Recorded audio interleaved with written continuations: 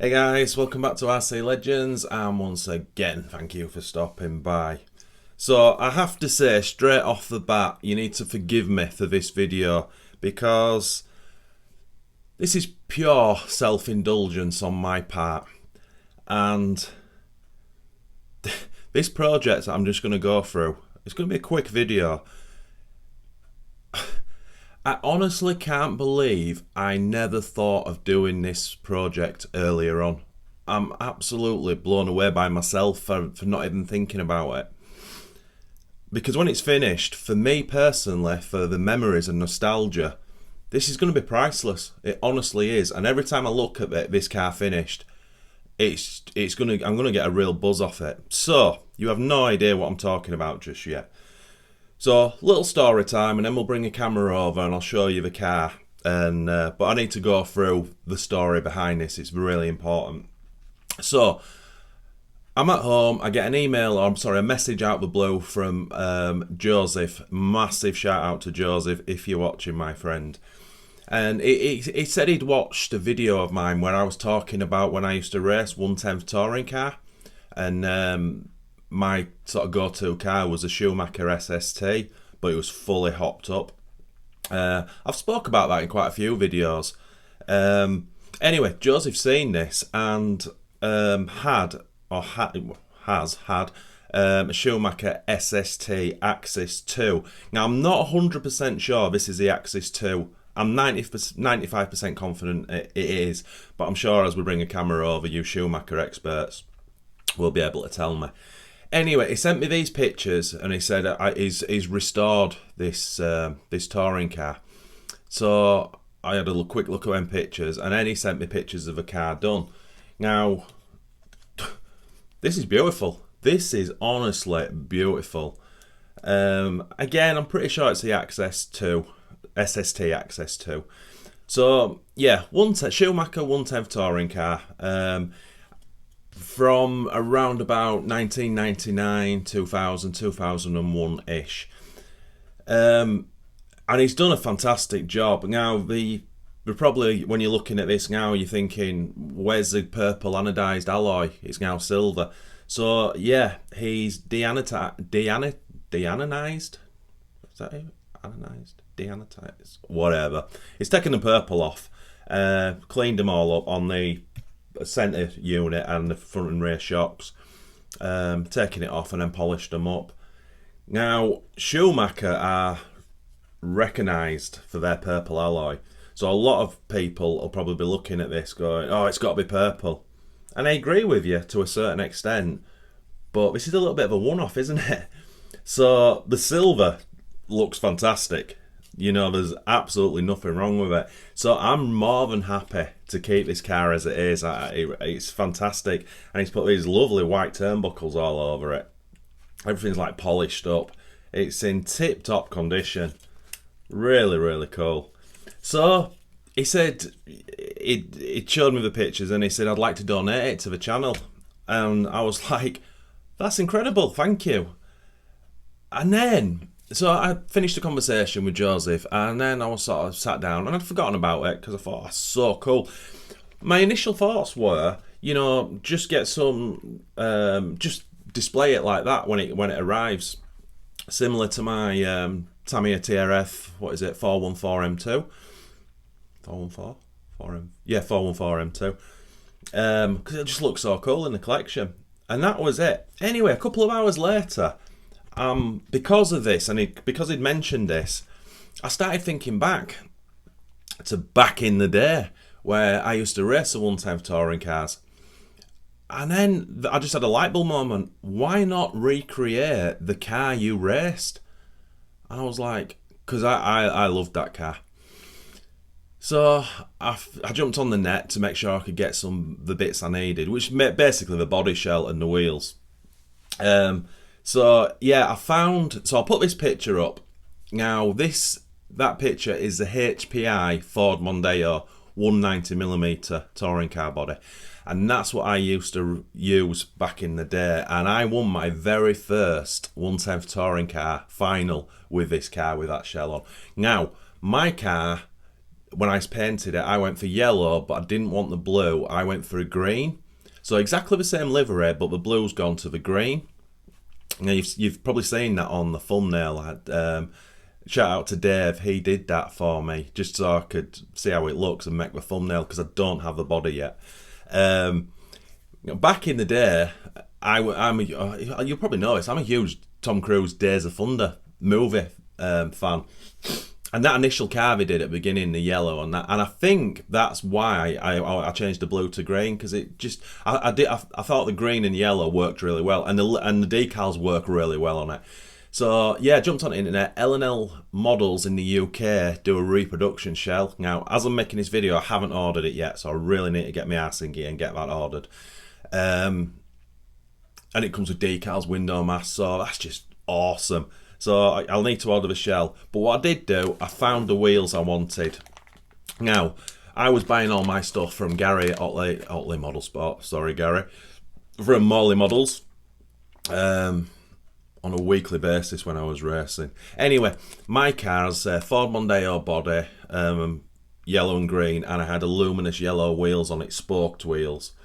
So I jumped on there and I found these Tamiya ones. Now that's not what I used at the time, they were Schumacher, but they're pretty close, they resemble what I used to use. So I bought them, I think they were like $12, and I ordered some slick tyres for them. I was torn about what tyres I was going to use. I'll put this picture up now. These are very similar. I used to call them intermediate tyres, because although the 110 touring car racing was indoor on carpet, I also used the car a lot at the Elland, if you know it, outdoor track.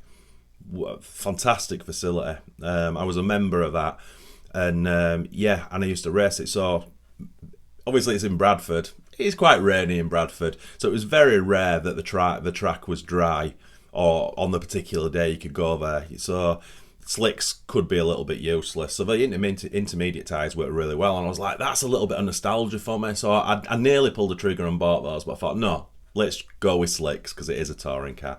Although I never raced it with slick. Oh, okay, I tell a lie. So I did race it at Elland on the club days. I probably did 2, maybe 3 maximum. So there will have been slicks involved and also intermediates. But on the indoor, on the carpet, it was like a block tyre we used. Everyone had to use the same tyre, again from Morley Models. So yeah, anyway, so I've gone for these wheels and I'm going to get some slicks. And I'm even going to do a tyre rating on the slicks, because this car's just going to be a showpiece. Again, pure nostalgia and pure memories for me. And again, I won my first... It was a C final, it might have been a D final, cannot remember. I gave my trophies away to John at Iconic RC for their revival years ago. It was I think I want to say it was a C final, I think. And I'll never forget that, because it was my first race I won, and I've not won many, but yeah, winning your first final is ridiculous, and it doesn't matter if it's A, B, C, D or E. It doesn't matter, you've won. I mean, back then there was 8 cars racing, because it was mainly still crystals. 2.4 was there, but I think I was on crystals, so I think there was a maximum of 8 cars running, and you beat them all, you know. And I used to be nerdy, because I'm pretty sure it was a C final, so you've got the A and B finals, that's another 16 cars. So for me, I was the 17th best driver on that night out of probably 70, maybe 80 drivers, you know what I mean? So it's so cool. Yeah, and I remember the guy who was really pushing me all the way. He was running, it was a Schumacher again, but he had the Tamiya Audi TT body on it. Really nice. Anyway, I digress. So that's why this is going to be super cool, and it's so easy. I've just got to get the shell ordered, and then paint it up, liver it, mount it on the car, wheels, tyres, and bang it in there. And it's going to be such a cool thing to look at. Right, let's bring the camera over and you can have a look at this chassis.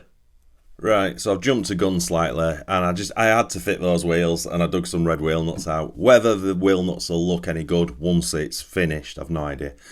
But for now, yeah, I just wanted to put the wheels on. After, when I made this section of the video, I'll turn it back and put the slicks on. But yeah, that just looks cool. So yeah, if you don't know this chassis, let's show you the shape of that chassis, first of all. Very unique, isn't it? The shape of it. Now, obviously, we were racing 7.2 saddle packs there and there, and obviously that's what the car's configured for. Yeah, this is a very, very cool car indeed. In fact, let's just have a look at what he's done first before we have a look at the car. So, shocks, as you can see, he's taken the purple off and polished them up. You see them better on the back. Yeah, they look bloody cool. Look at them turnbuckle ends he's used. He's put them throughout the car, which is because this particular car, as you can see, didn't have a top deck as such. It used a turnbuckle system as a top deck, so you can adjust it that way. So yeah, with the white turnbuckle ends on everywhere on the car, it kind of looks proper. And then obviously the alloy motor mount with the slipper clutch. So yeah, 4-wheel drive, dual belt. Probably better if I turn it round. Let's see if we can hold it up. So obviously you got your motor pulley, your spur gear, then your 2 pulleys, slipper clutch there, or slipper clutch adjustment, and then you've got the longer belt at the rear, shorter belt at the front. Yeah, very unique indeed. Yeah, just Schumacher were when I was racing him. Schumacher were kind of king of touring car. This was before Tamiya took it serious with the TRF buggies. They just started around 2000, didn't they, with the 414s, and then X-Ray came on the scene. God, it was a fantastic time for touring car. It really was.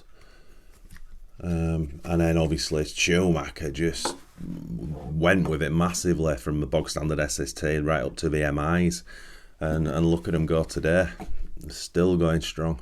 Mind you, Tamiya's doing the same. TRF's still going strong with the touring cars, and X-Ray. Everyone's bang at it, to be honest. Anyway, yeah, very cool thing. I hope you agree. Right, let's change the tyres back over. So I hope you agree. Very cool. Very, very, very cool project. And again, Joseph, if you're watching, massive thank you, my friend. I honestly cannot believe I never thought of doing this myself. I was thinking about why that possibly is. Now, you can get hold of, well, the car I had, which was a very sort of, the basic SST was your very lowest entry-level car, but as I say, mine was fully hopped up by the end. So you can get hold of that car. You might struggle to get a fully hopped up one, but it doesn't really matter. But I do wonder, maybe that's a bit that put me off. Maybe, Glen being Glen, yeah, you could buy a reasonably conditioned standard SST, but then you'd have to recreate what you did to it, and that would be bloody expensive and very difficult to find those parts now. Anyway, that might have been me putting off, but, you know, yeah, I hope you're understanding where I'm coming from. Because it is self-indulgence, and I bet a lot of you watching have probably done the same thing.